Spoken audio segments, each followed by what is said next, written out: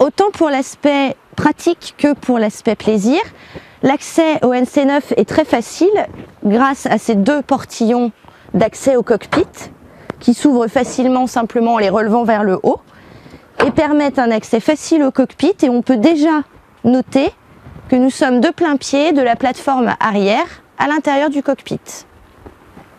D'autre part, en termes de sécurité, on note une très bonne hauteur des îloirs bâbord et tribord. De la même manière, on note la bonne hauteur des balcons inox qui viennent sécuriser l'ensemble du pont. Tout comme son grand frère, le NC11, et dans une volonté de sécuriser la circulation à bord, le NC9 a été conçu avec des passe-avant asymétriques.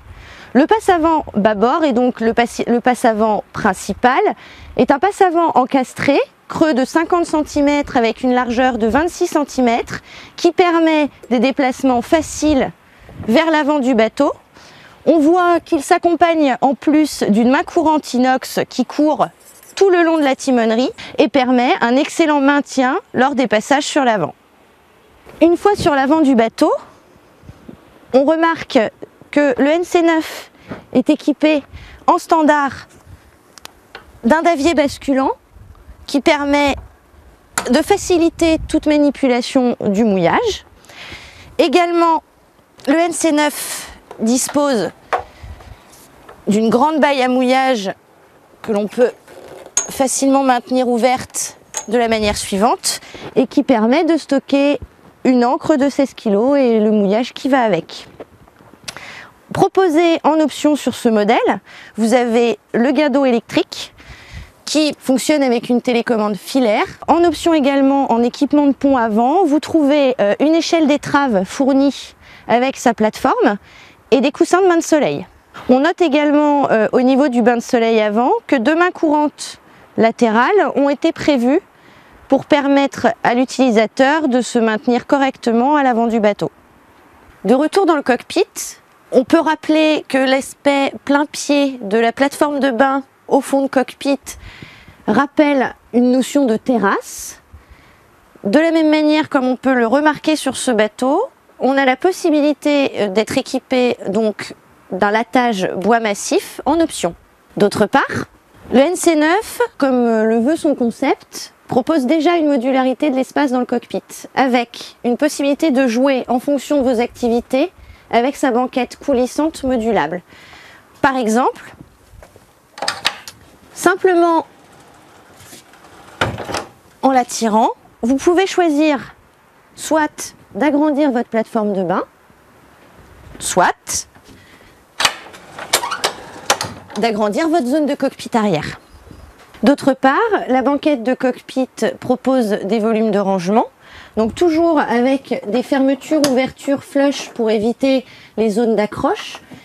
En soulevant la banquette, on s'aperçoit qu'on a un grand espace de stockage dans lequel viendra se loger le bib, mais également tout autres effets.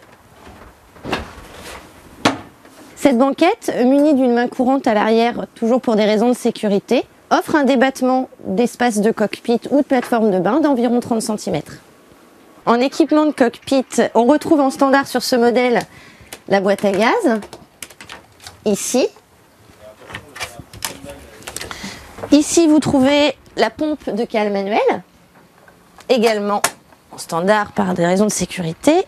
Ici, on a une douchette de cockpit qui permet de se rincer après la baignade, qui a la fonctionnalité eau chaude, eau froide.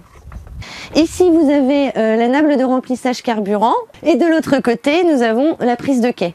Également disponible en option pour aménager votre cockpit, vous trouverez proposé sur le NC9 un projecteur de pont, une prise de quai eau douce, un mouillage arrière en rouleur qui a été spécifiquement étudié pour répondre aux attentes des clients de l'Europe du Nord, et cet ensemble casquette de cockpit et toile de tour, donc fermeture intégrale, qui permettent de transformer donc votre cockpit en véritable véranda et d'ainsi pouvoir prolonger vos périodes de navigation.